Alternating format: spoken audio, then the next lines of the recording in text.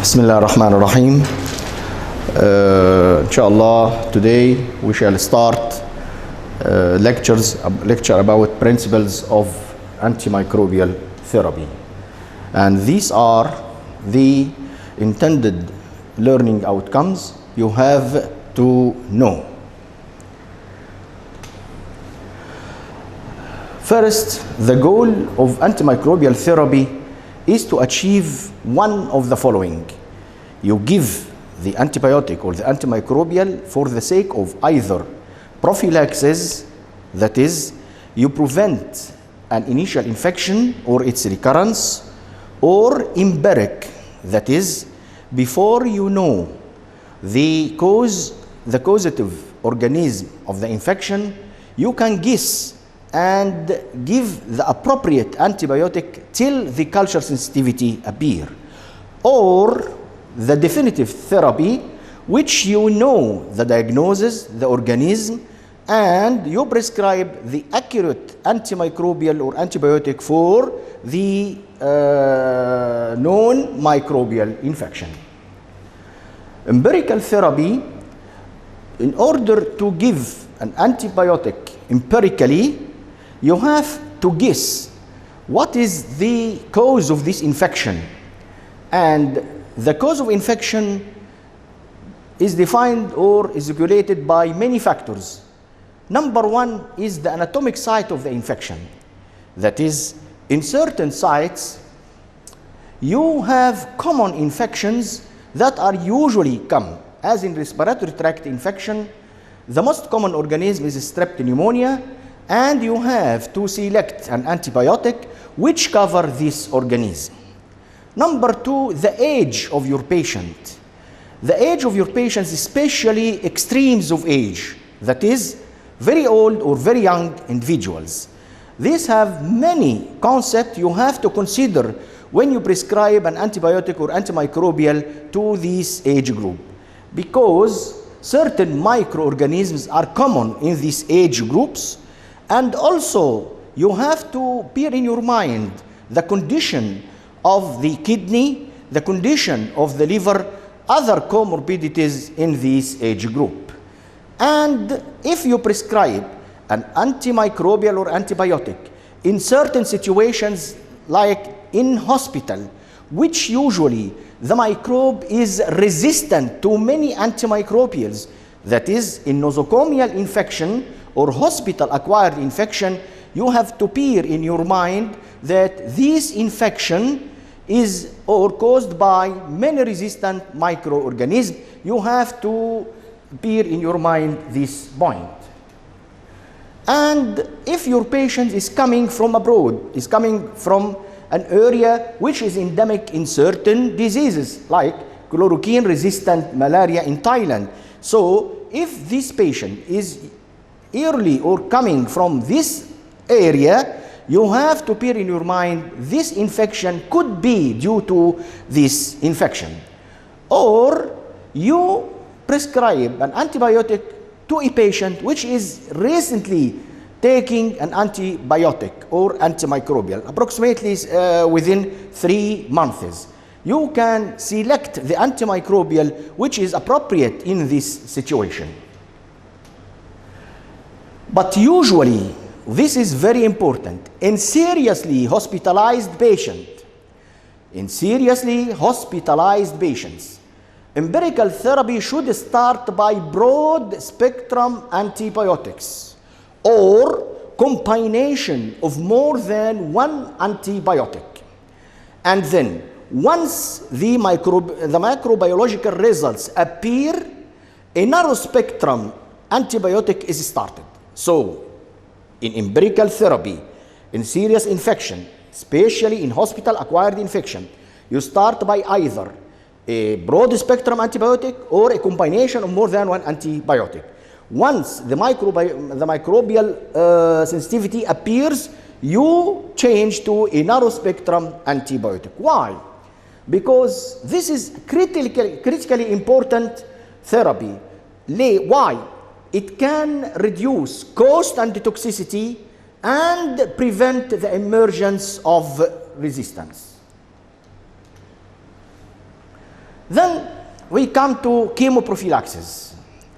That is, you give an antibiotic or antimicrobial in a situation in which you prevent acquiring an infection.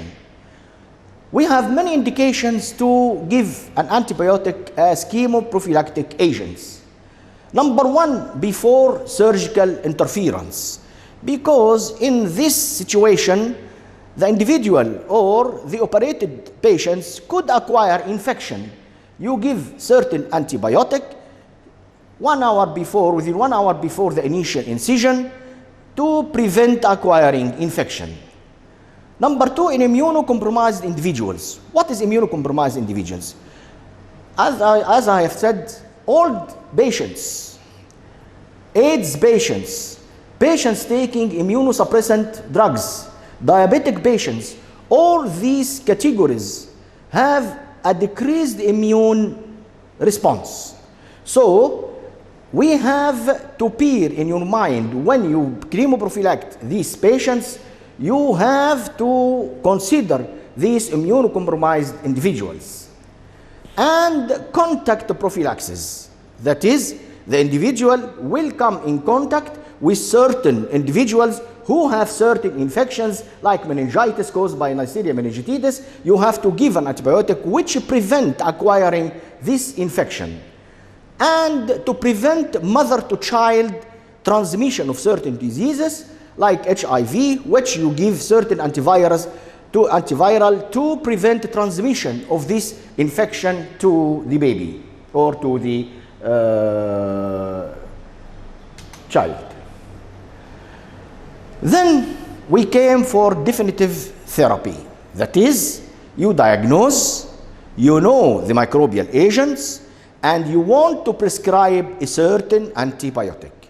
We have many factors to be considered in prescribing or in giving this antibiotic. We have factors related to the drug and factors related to the patient. The factors related to the drug, number one, the drug pharmacokinetic and pharmacodynamic effect. Every physician should know the characteristics of the drug prescribed, kinetics and dynamics. Number two, is this antibiotic access to the site of infection? Access, that is, this antibiotic will reach to the site of infection, and we have certain considerations. Again, the common adverse effects of that antibiotic and the route of administration of the drug. Some antibiotics are not taken orally, could be parenterally, or oral, or even topical. So the route of administration is important when you select an antibiotic to give to your patients. And lastly, and not lately, the cost. The cost is very important because you can prescribe an antibiotic which is effective, which is good, but the patient could not afford, could not buy. So he will not buy this antibiotic. So cost is very important. These are the factors related to the drug. The factors related to the patients, number one, immune system. You have to bear in your mind what is the immune system of your individual or your patient. Number two, renal and hepatic functions. Why? Because most drugs and from them antibiotics are either completely eliminated by the kidney or metabolized by the liver. So you have to bear in your mind those adjustments in these individuals. As I have said before, age is important and certain local factors which led me to prescribe certain antibiotics. We come first to the factors related to the drug and the drug pharmacokinetic and pharmacodynamic profile. You know, pharmacodynamics or pharmacodynamics are very important in selecting the dose and of the drug and the drug itself. When you prescribe an antibiotic, you have to bear in your mind this antibiotic should achieve a concentration of the unbound form, because you know the unbound form is the active form, while the bound antibiotic to the plasma albumin or plasma protein will not act until it is free from its conjugation with this protein. The concentration of the unbound drug should be above the minimal inhibitory concentration, MIC. So you prescribe an antibiotic, the dose of the calculated unbound fraction of this antibiotic should be above the MIC, the minimal inhibitory concentration. This is at first. After initial coverage of this antimicrobial, which its concentration should be above the MIC, the unbound drug may decrease to less than MIC. But still, there may be persistent antibiotic effect or antibacterial effect. Why?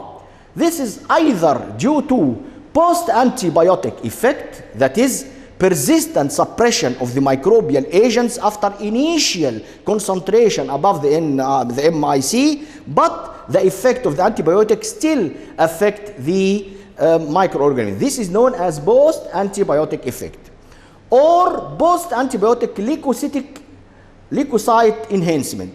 Post-antibiotic, that is, the leukocytes, the antimicrobial activity of the phagocytes persist to occur after the concentration of the antibiotic decrease below the MIC. So after initial concentration of the antibiotic above the MIC, persistence of the effect of this selected antibiotic may persist or may continue either due to post-antibiotic effect or post-antibiotic leukocyte enhancement.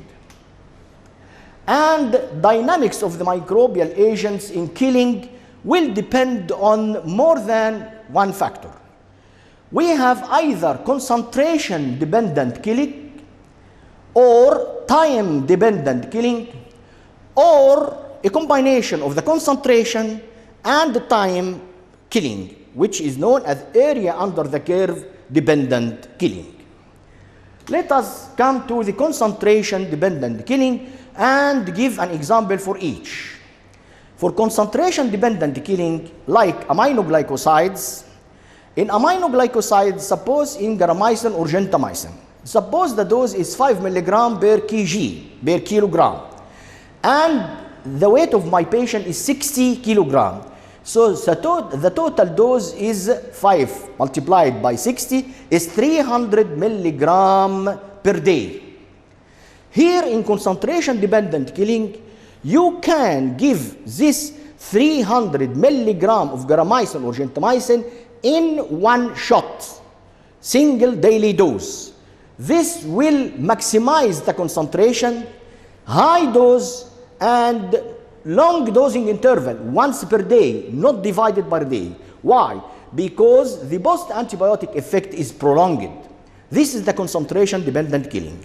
For the time-dependent killing, like penicillin group or cephalosporins, in penicillins like amoxicillin, suppose the total dose of amoxicillin is 1,500 milligram. Here, in time-dependent killing, it is not appropriate to give this 1,500 milligram once per day. It is better to fractionate or to divide the dose to every 8 hours. So in amoxicillin, it is better to give 500 milligram every 8 hours. This is what is known as time-dependent killing, because the post-antibiotic effect is minimal, while the area under the curve, or the factor which combine both concentration and time-dependent killing, like vancomycin or fluconazole, here you maximize the concentration and again the duration. Instead of giving one shot or dividing the dose into 3 or 4 doses per day, you give this dose in twice daily, morning and evening, because the post-antibiotic effect is moderate. So the area under the curve should cover the 24-hour. Here is a diagram illustrating the concentration-dependent killing and the time-dependent killing. Here in concentration-dependent killing, you see the concentration is peak once per day and the time is short, once per day. Here you fractionate or divide your dose into every 8 hours or every 6 hours. The dose will increase, covering the MIC, and then reduce. Then you give the second dose, then you give the third dose, because the post-antibiotic effect is minimal.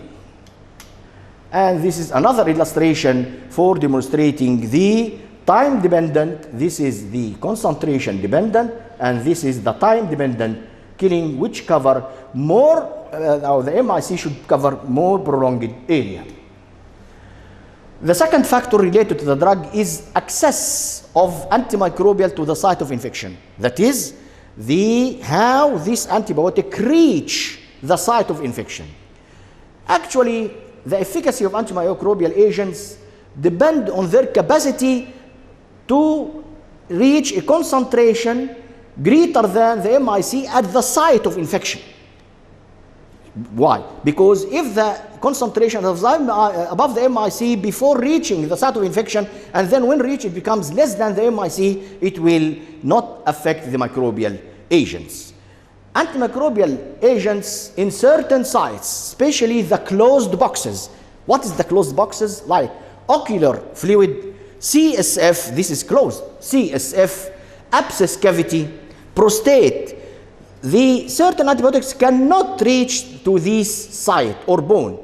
So often much lower than serum levels, the level of the antibiotic which reach to these closed boxes, usually less than the systemic concentration. And certain antibiotics like first and second generation cephalosporins and macrolides do not cross the blood-brain barrier. And they are not recommended for central nervous system infection. So you have to know, is this antibiotic you prescribe for meningitis or for CSF infections can cross the blood-brain barrier or not? Another example is fluoroquinolones. We shall discuss it later. Fluoroquinolones achieve a concentration in the prostate and are penetrated and preferred oral agents for treatment of prostatitis. So certain antibiotics, when you select, you know that these antibiotics can reach and attain a concentration above the minimal inhibitory concentration at these sites, at these closed boxes. Daptomycin, another example, which is an excellent bactericidal agent against gram-positive bacteria, is not useful in treatment of pneumonia, pneumococcal pneumonia. Why? Because it is inactivated by lung surfactants. So although this antibiotic is very effective, but it is not of beneficial use in pneumonia. And many antibiotics, aminoglycosides, are less active in low oxygen, low pH, and the high protein of abscesses. Actually, there is a rule. If you face a patient that have an abscess, it is better to evacuate this abscess before prescribing an antibiotic in order this antibiotic reach to the site of infection easily, because the abscess may inhibit the effect of the antibiotics due to many reasons, as I have low oxygen, low pH, and high protein content of the abscess. And again, even certain antibiotics of the same class, like moxifloxacin, which is a fluoroquinolones. This moxifloxacin has low renal excretion, and therefore it is not suitable for treatment of urinary tract infections. Although another two drugs like levofloxacin and ciprofloxacin of the same class of the fluoroquinolones are effective and excreted in the kidney and excellent choices for urinary tract infections caused by the susceptible organism. The third factor related to the drug is the adverse effect profile. When you prescribe an antibiotic, you should bear in your mind what are the expected side effect or adverse effect of that antibiotic. Number one, allergy.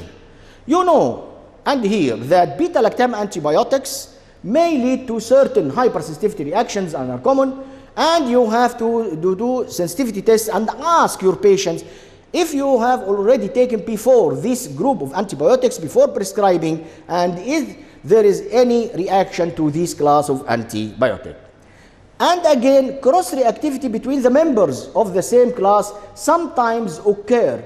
Most important, again, between beta-lactam antibiotics. And you have to consider certain adverse effects which is serious, like nephrotoxicity caused by aminoglycosides, hematological toxicity or blood discreses like penicillins, janisuluvir, and QT interval prolongations in patients receiving drugs or have cardiac problems like macrolides and fluoroquinolones, hepatotoxicity like macrolides and azoles, and superinfection with candida infections albicans like Clostridium difficile colitis. This usually comes when you use a prolonged or broad spectrum antibiotic or combination of more than antibiotic, but mainly by broad spectrum antibiotic with a high dose and from prolonged dose. Drug interactions. Certain antibiotics can affect the cytochrome B450 enzyme system, which metabolizes the drugs. We have either enzyme inhibitors or enzyme inducers. If you prescribe an antibiotic or antimicrobial which have an enzyme inhibiting effect on this system, so any concomitant administered drug to this antibiotic will have an effect to this antibiotic. That is, rifampicin is a powerful inducer. What is meant by inducer? The drug will metabolize itself and metabolize any concomitantly administered drugs. So rifampicin is a powerful inducer. It will metabolize itself and metabolize another concomitant administered drugs.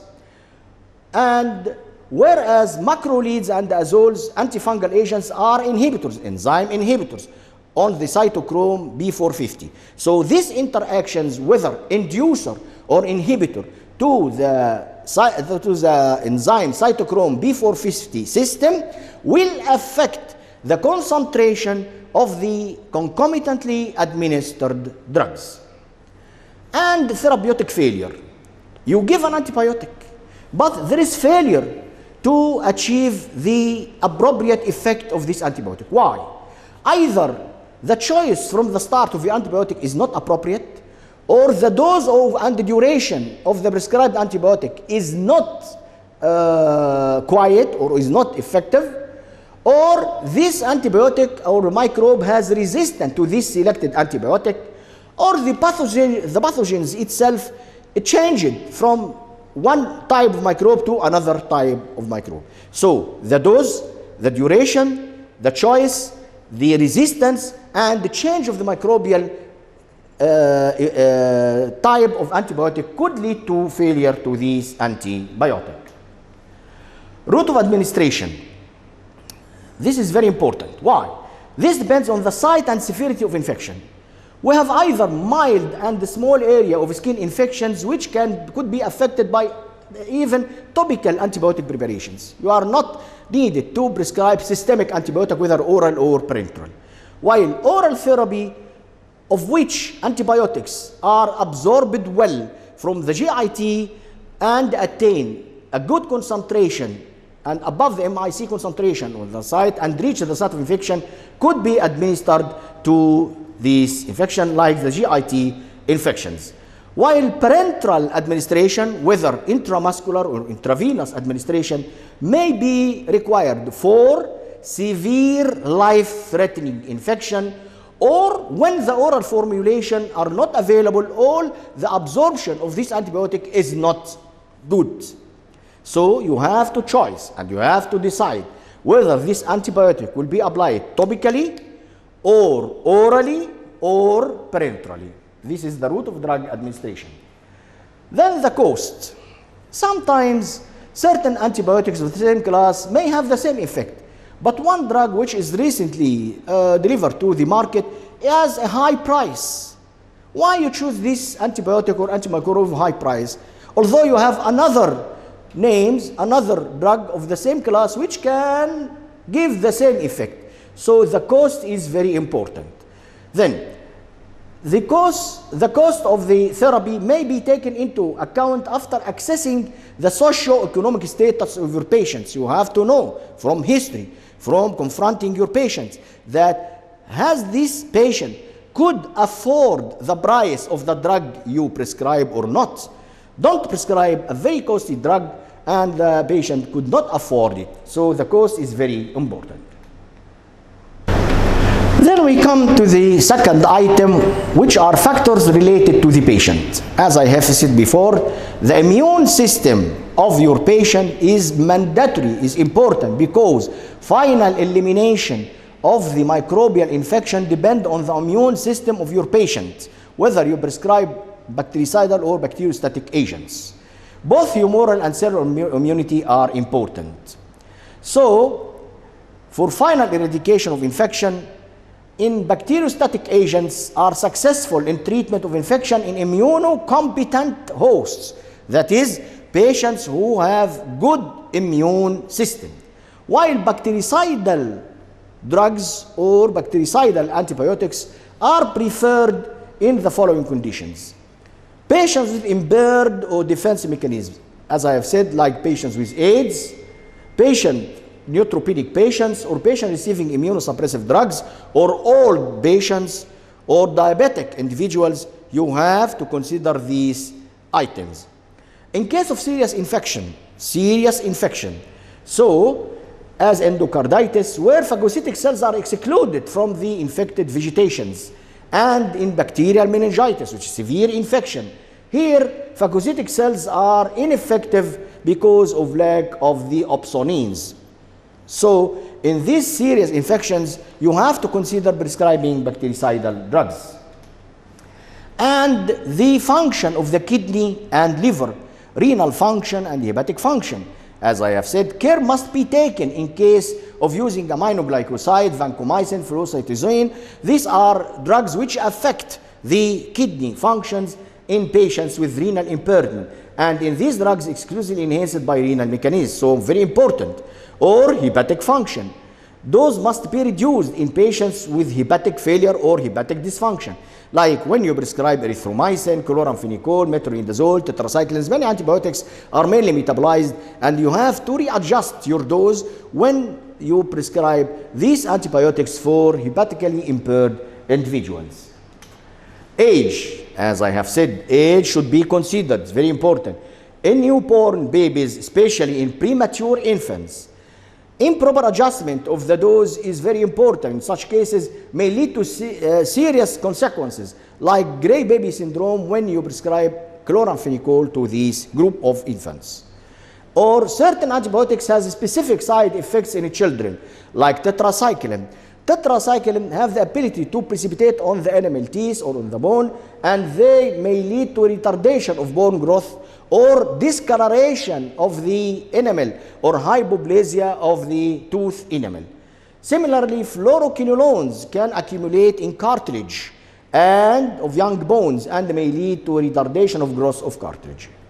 These are the certain ones. In elderly people who are more toxic to the effect of certain drugs, either due to hepatic or renal dysfunction, because they are eliminated either by hepatic or renal mechanism, since these mechanisms are less functional in old individuals and the age should be considered. So examination and history taking is mandatory and important before you decide to prescribe certain antibiotics. Another factor related to the patient is local factors. As I have said, abscesses or hematomas. Local hematoma, large accumulation of hemoglobin, bind to penicillin and tetracycline and may reduce their activity. So you have to evacuate this hematoma. Abscess is advised to evacuate, as I have to evacuate the abscess before starting antibiotic, because penetration of the antibiotics is impaired due to vascular supply to this abscess is reduced, or the acid pH of the abscess cavities result in marked loss of antibacterial effect, like aminoglycosides and erythromycin. Infections to implants. What is implants? Like catheter, like certain temporary like urinary catheter, or central nervous system catheter, or permanent like prostatic joint, artificial heart valve. All these may have a biofilms. What is biofilms? These are certain surface covering these implants and may reduce the access of the antibiotic to these sites. Bacteria in biofilms are protected against antimicrobial therapy. And an antimicrobial like fluoroquinolones, rifampicin and ambicin and ampicillin penetrate well through the matrix. So it should be considered for these prosthetic agents. These are an illustration for the biofilaments which cover these prosthetic agents and they prevent the access of the antibiotic to reach to the site of infection. Genetic factors. Certain genetic variations occur between different peoples, like patients who has glucose 6-phosphate dehydrogenase deficiency. When you give sulfonamides and nitrofurantoin and antimalarials, hemolysis can occur to these individuals who are genetically deficient in this type of enzyme, glucose 6-phosphate dehydrogenase.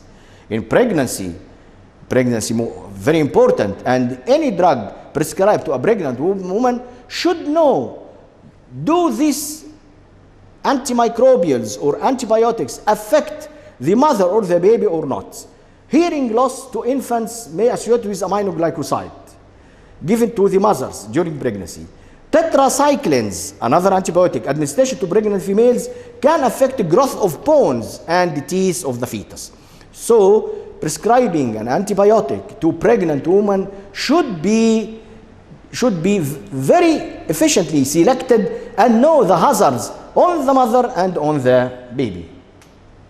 Allergy, as I have said, you have to know, is this antibiotic have certain allergic manifestations or produce certain allergy like penicillin and cephalosporins, and ask your patient, has you taken before this type of antibiotic which you prescribe?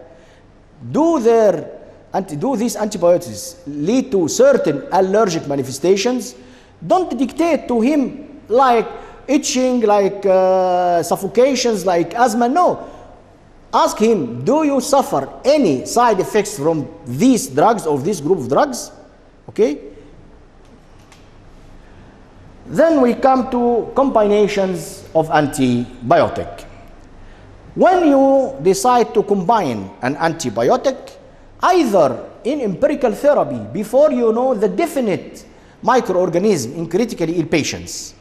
In severe infection, you can combine more than one infections, like in septic shock, and with growing negative bacilli, particularly Pseudomonas aeruginosa, which is both common nosocomial pathogen, that is, infections that occur within hospital, and frequently resistant to multiple agents. So combination of anti-pseudomonal beta-lactam and the fluoroquinolones or aminoglycosides are needed. And polymicrobial infections. Polymicrobial. The cause of infection is due to more than one microorganism. Why? To extend the antimicrobial spectrum. Like most intra-abdominal infections. Most intra-abdominal infections are caused by more than one microorganism. Here, these are caused by multiple organisms of a variety of gram-positive and gram-negative bacilli and anaerobes. Antimicrobial combinations here, such as third-generation cephalosporin and fluoroquinolones and metronidazoles, could be used. And to delay emergence of resistant strains. How? Because when you combine more than one antibiotic, you give the optimum dose, but when you select monotherapy, one antibiotic, you have, in severe infection, you have to give the maximal dose, and this may lead to resistance. But when you combine, you give the optimum therapeutic dose of 2 antibiotic or of 3 antibiotic, which achieve the therapeutic effect without producing resistance, as in treatment of tuberculosis, HIV, and hepatitis C. Synergism, that is, you give 2 antibiotics, which one enhances the activity of another, like to achieve an effect not obtained by either alone, as in enterococcal endocarditis or subbacterial endocarditis. Here, combination of penicillin and aminoglycoside have a synergistic effect for the causative microorganism. And again, to reduce the incidence of intensity of adverse effects as you give the optimum dose, not the maximal dose of each antibiotic you combine together. Then we came to a very important topic, which is misuse of antimicrobial drugs. Misuse. It is used in a wrong way. What are the misuse of antibiotics? Number one is treatment of fever of undetermined origin. Don't prescribe antibiotic just because your patient has fever. You have to diagnose the cause of fever, because fever may be due to viral infections. So antibiotic will not affect virals. Has no antiviral effect. The fever may be due to collagen diseases, rheumatoid arthritis, whatever, collagen disease, systemic lupus. So you have to diagnose first the cause of fever and be assured that this fever is due to bacterial infection before you prescribe the antibiotic. So don't use antibiotic just to treat fever. The second misuse is prolonged empiric therapy. I have said it before. You start empiric therapy. Once you reach to the definitive diagnosis or reaching the definitive cause of microbial infection, you select the selective and narrow-spectrum antibiotic which affect these microorganisms. Or you give improper dose. You know the bacteria, you know the diagnosis, but the dose is not sufficient. So this will be a misuse. It will not affect this infection. And again, inadequate length of duration. You have to give the antibiotic for the optimum duration of certain infections. Sometimes you can give it for a short days or long days as 5 days, or even for 6 weeks, or even for 6 months, according to the type of infection you are treating. So shorter course of antibiotic than the prescribed one often kills only the most vulnerable, the most sensitive bacteria, while allowing the relatively resistant bacteria to survive, and recurrence of infection will occur, in which you give the same antibiotic, it will not affect this because this bacteria becomes resistant to this type of antibiotic. The fifth item of misuse is treatment of positive clinical culture in absence of disease. That is, don't treat papers. Don't look to microbiological sensitivity tests and give antibiotic without facing your patient. Diagnosis is very important. Face-to-face confrontation to your patient is very important. You have to take good history. You have to perform a good physical examination together with the investigation you required, and then decide what type of antibiotic you prescribe. Don't treat only paper. This is very important. And don't use prophylactic therapy for a prolonged period.